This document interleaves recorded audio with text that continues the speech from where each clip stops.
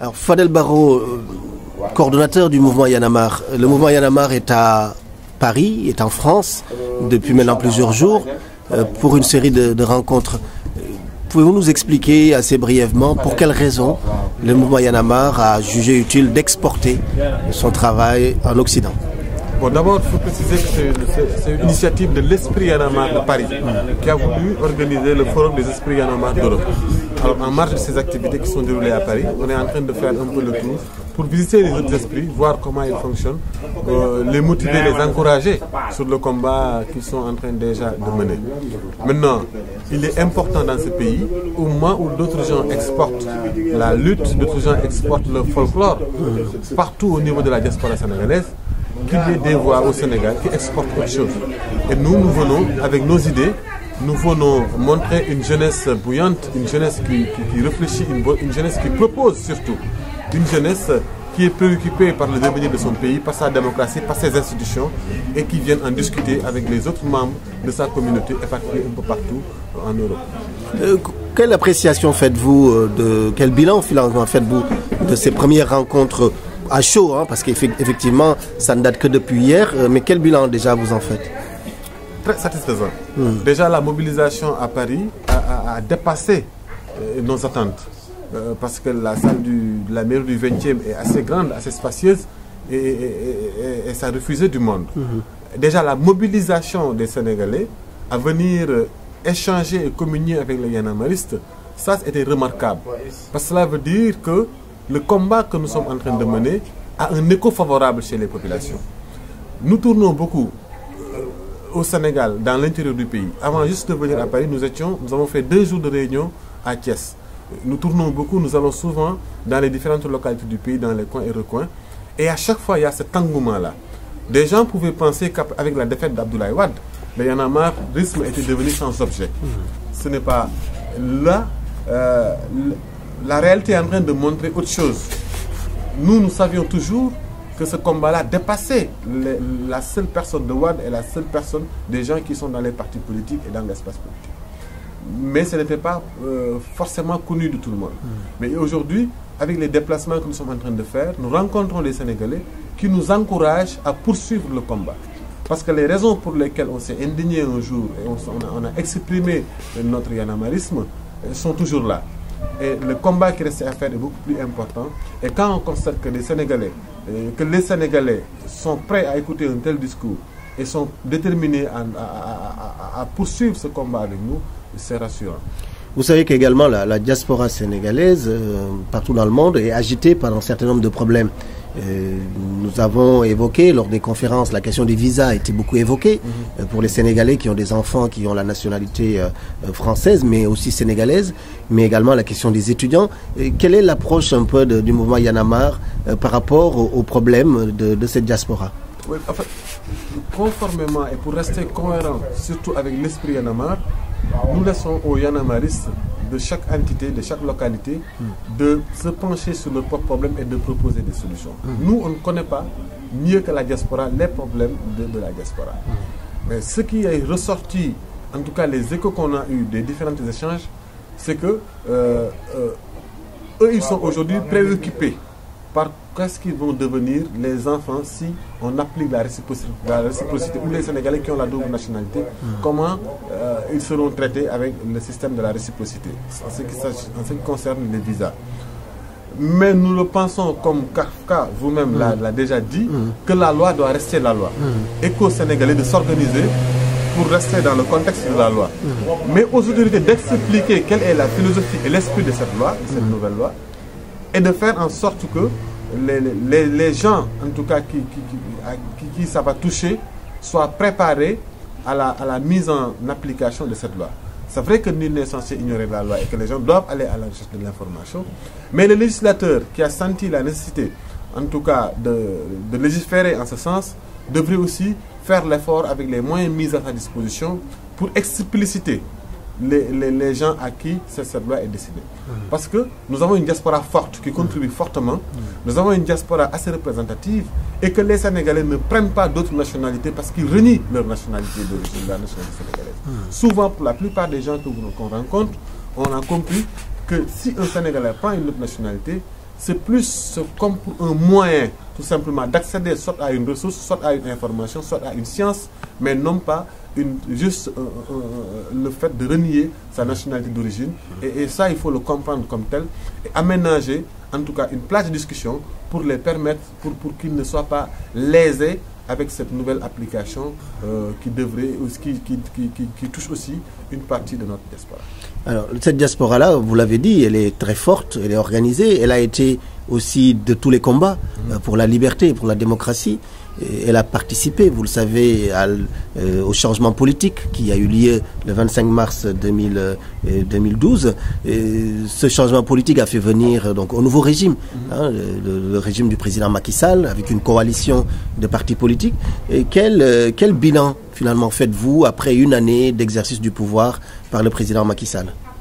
Bon, nous avons l'habitude de dire, nous l'avons déjà dit, que à l'état actuel, il est difficile de tirer définitivement un bilan sur son, en tout cas par rapport aux attentes des populations sénégalaises. Cela dit, on peut juste dire comme ça, mi-figue, mi-raisin.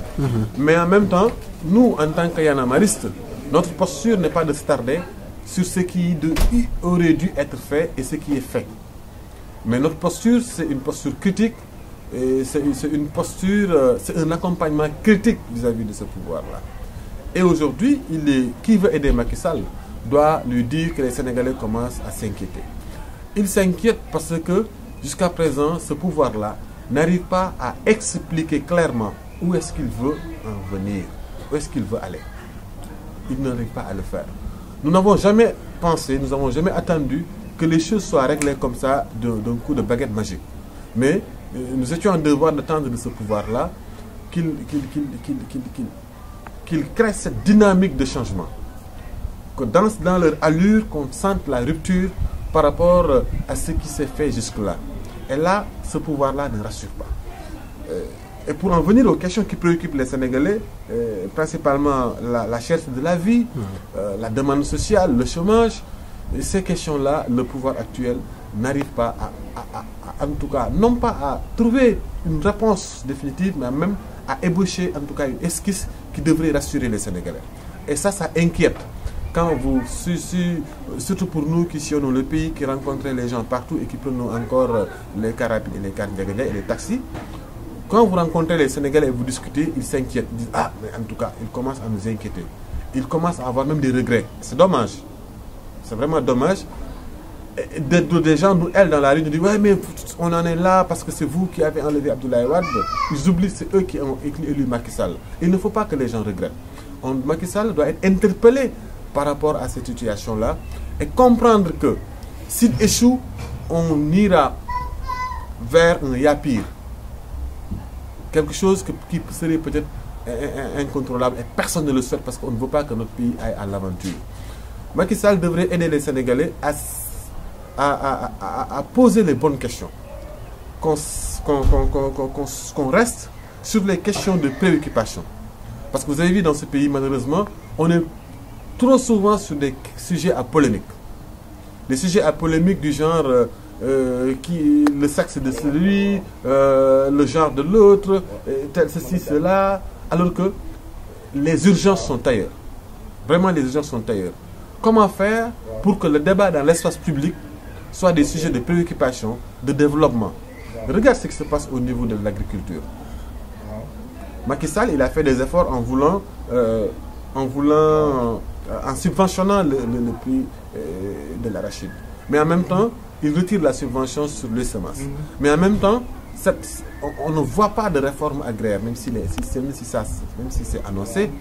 Et pire, on perpétue le même système d'Abdoulaye Wade qui veut céder les terres, un bradage de terres à des agrobusiness ou bien à des industriels multinationaux au détriment des populations. Au lieu de les accompagner dans une dynamique de transformation de leur réalité, en essayant de les aider petit à petit à transcender leurs difficultés, à mieux exploiter leurs terres, on préfère laisser ça entre les mains des gens qui ont des intérêts ailleurs et qui ne sont pas forcément les nôtres en tant que Sénégalais. Et ça, c'est une bombe sociale. Sur ces questions-là, où les Sénégalais devraient débattre, échanger, les partis politiques qui sont dans l'espace public devraient débattre. Au lieu d'être sur ce genre de questions-là, on préfère s'insulter à gauche et à droite et c'est des histoires d'offense au chef de l'État. C'est vraiment bas. Mais n'avez-vous pas l'impression, monsieur Barrot, que cela s'explique par la façon dont Macky Sall a essayé finalement de répondre à une demande qui est la demande de la traque des biens mal acquis? N'avez-vous pas l'impression que cette traque a piégé la situation au Sénégal et pour un certain moment? Je ne pense pas que cette traque C'est bon. La traque des biens mal acquis ne devrait pas être un obstacle. Ne peut pas être un obstacle et ne devrait pas l'être. Pourquoi? Parce que c'est une revendication du peuple sénégalais de lutter contre l'impunité et de rapatrier les fonds volés. Et quoi que l'on puisse dire, il y a eu des Sénégalais qui sont enrichis de manière illicite parce que c'est flagrant. C'est flagrant. Et je pense que c'est ça le plus important, il faut le poursuivre jusqu'au bout. Maintenant, il ne faut pas laisser une certaine euphorie ou bien une certaine démarche politicienne obscurcir cette ferme détermination du peuple sénégalais à aller de l'avant, à lutter contre l'impunité et à rapatrier de l'argent volé. Et ça devrait commencer par le pouvoir, qui devrait montrer sa ferme détermination à aller jusqu'au bout de cette affaire et ne pas le politiser. Et à partir de ce moment, le peuple va le soutenir. Il ne faut pas qu'on laisse cette question entre les mains des seuls politiques, tu vois. Et après, ça va finir comme tous les dossiers qu'on a soulevés, brandis par-ci, par-là, et après, sans suite, le classer sans suite. Ça ne peut pas et ça ne doit pas continuer, se terminer comme ça. Et aujourd'hui, la tendance, c'est oui, est-ce que ça vaut la peine? Est-ce que c'est pas pour Karim, dans le cas de Karim Wade, l'empêcher le président de la République? Tout ça, c'est des conneries. Il y a des gens qui ont pillé ce pays, il faut qu'ils payent. Et je pense qu'il faut encourager cette dynamique. Non pas parce qu'on encourage la paix, ou bien on encourage Macky Sall, mais on encourage la police sénégalaise, la gendarmerie sénégalaise, l'administration judiciaire sénégalaise, qui a fait un travail important, malgré ses maigres moyens, à dénicher ce qu'ils ont appelé une ingénierie financière. Et ils sont en train de le faire, il faut les encourager. Moi je pense que le jeune procureur, qui est un fonctionnaire sénégalais, le gendarme, le membre de la division des investigations criminelles, qui sont des Sénégalais, des fonctionnaires payés par l'argent du contribuable sénégalais, qui sont au service des Sénégalais pour traquer les biens mal acquis. Ce sont ces gens-là qu'il faut encourager et renforcer. C'est renforcer notre État. Ce n'est pas renforcer un pouvoir politique, ce n'est pas renforcer un parti politique, ce n'est pas être contre un homme politique ou un parti politique. Je pense que c'est cette posture-là qu'il faut rappeler dans l'espace public pour que nul n'en l'ignore. Mais il ne faut pas qu'on le politise.